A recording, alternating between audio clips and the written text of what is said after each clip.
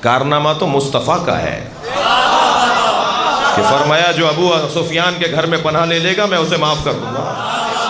ایسی سیاست کر کے دکھائیے نا۔ صلوات پڑھیں گے محمد و آل محمد۔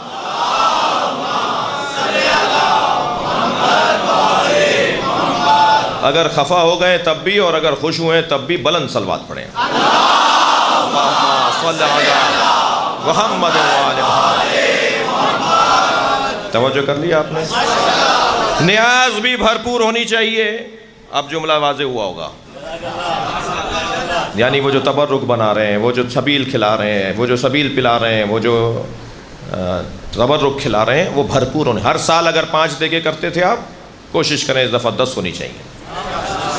خبردار یتیموں اور بیواؤں کے لیے فنڈ نہ بنائیے عزاداری کو کم کر کے۔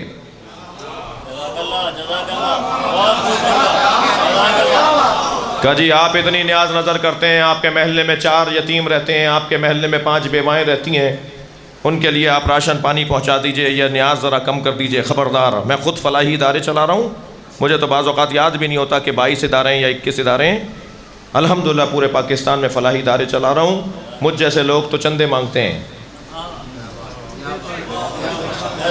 میں نے الحمدللہ کسی سے کچھ مانگا نہیں۔ ماں باپ نے شہنشاہ حسین نام رکھا ہے، مزاج بھی ایسا ہی ہے۔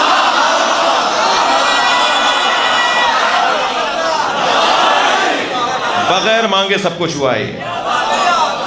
خود ہی مومنین تعاون کرتے ہیں، خود ہی رابطہ کرتے ہیں، اور الحمدللہ اس وقت کئی ادارے، کئی ہاسپٹل چل رہے ہیں، کئی اسکول چل رہے ہیں، کچھ بن رہے ہیں، کچھ بن چکے ہیں، اور جیسے جیسے موقع مل رہا ہے 10-11 تو ایمبولینس ہیں مختلف شہروں میں جو ہمارے ٹرسٹ کی چل رہی ہیں۔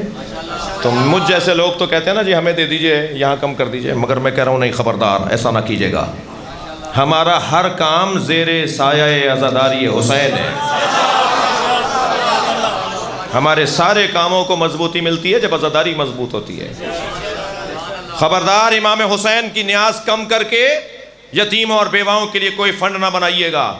آپ عزاداری با مقصد کیجئے، حسین یتیموں کو خود پال دیں گے۔